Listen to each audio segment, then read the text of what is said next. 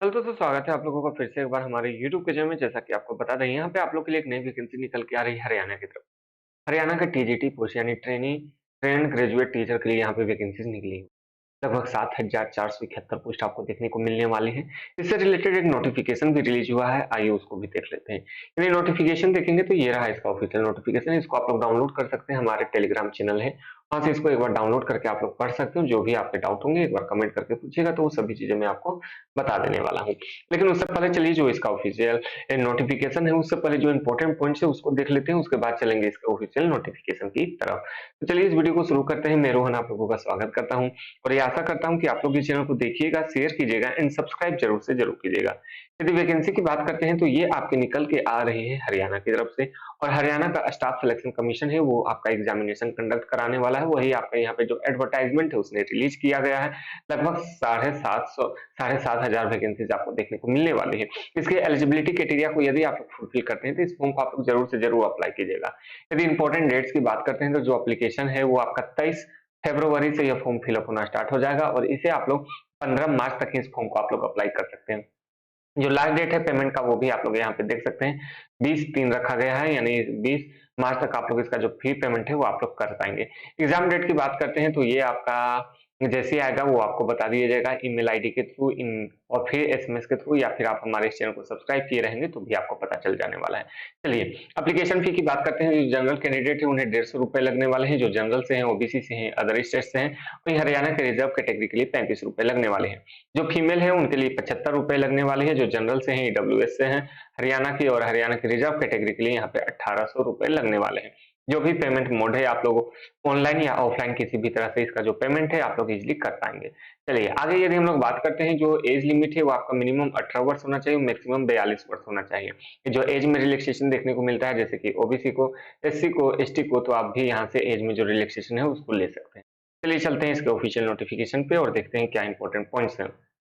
चलिए, यहाँ से यदि हम लोग देखते हैं तो ये रहा ऑफिशियल नोटिफिकेशन, इसको आप लोग डाउनलोड कर लीजिएगा, ठीक है? डाउनलोड करके एक बार पढ़ लीजिएगा और जो भी बातें आप लोग को समझ में ना आए तो कमेंट करके पूछिएगा, ठीक है? इसको स्क्रॉल डाउन कीजिएगा तो यहाँ पे आपको पता चल जाएगा किस प्रकार से अप्लाई करने है, सभी चीजें आपको यहाँ नोटिफिकेशन में बता दी गई है। आइए जानते हैं हम लोग कैटेगरी वाइज की क्या-क्या आपकी कितनी-कितनी वैकेंसी होने वाली है। जैसा कि मैंने आपको बताया लगभग 7,000 यहाँ पे वैकेंसीज हैं, जिसमें से आप लोग देख सकते हैं इंग्लिश के टीचर के लिए आप लोग यहाँ पे देख सकते हैं, इंग्लिश के टीचर के लिए यहाँ पे आप लोग देख सकते हैं 1751 पोस्ट है। वहीं होम साइंस के टीचर के लिए 73 सीट है। बात करते हैं म्यूजिक के लिए 10 सीट है। वहाँ फिजिकल एजुकेशन के लिए 21 सीट है।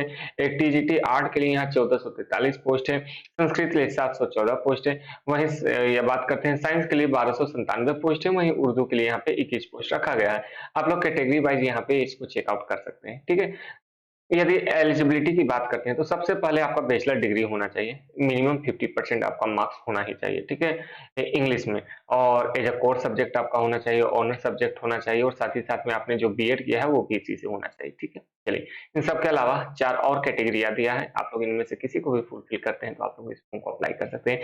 साथ ही साथ में सर्टिफिकेट आपका क्वालिफाई होना चाहिए हरियाणा टीचर एलिजिबिलिटी टेस्ट को। यदि आप लोग क्वालिफाई किए हुए हैं तो आप लोग एग्जाम एज इंग्लिश सब्जेक्ट में तो आप लोग बैठ सकते हैं, या और साथ में हिंदी और English, Hindi and Sanskrit as a subject आपका होना चाहिए मैट्रिक में, ठीक है? या हायर एजुकेशन में तो आप लोग अप्लाई कर सकते हैं। साइंस की यदि बात करते हैं तो यहाँ पे आप लोग देख लीजिए, साइंस के लिए भी यहाँ पे आपका बैचलर डिग्री होना चाहिए 50% मार्क्स के साथ। होम साइंस में यदि बात करते हैं तो होम साइंस आपका एज अ सब्जेक्ट होना चाहिए, और साथ ही साथ में आपके पास जो सर्टिफिकेट मैंने बताया कि आपने या एचटीटीईटी पास किया हो, या फिर आपने एसटीईटी सीटेट पास किया हो, या एचटेट पास किया हुआ होना चाहिए। ये हिंदी है और संस्कृत एज अ सब्जेक्ट आपका मैट्रिकुलेशन में होना चाहिए, ठीक है? चलिए म्यूजिक के लिए भी सेम आपका एलिजिबिलिटी होने वाला है। यदि आपने बीए किया हुआ है 50% मार्क्स के साथ म्यूजिक में, और साथ ही साथ में आपने बीएड भी किया हुआ है तो आप लोग इस फॉर्म को अप्लाई कर सकते हैं।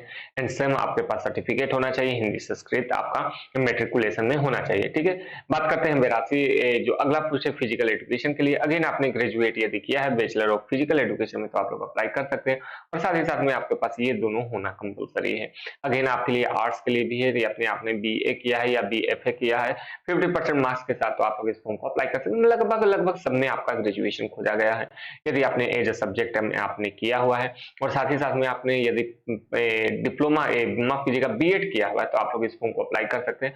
और साथ ही साथ में एक बात और है, कि आपके पास सर्टिफिकेट होना चाहिए स्टेट का या फिर स्टेट का, और हिंदी एंड संस्कृत आपका मैट्रिकुलेशन में होना चाहिए।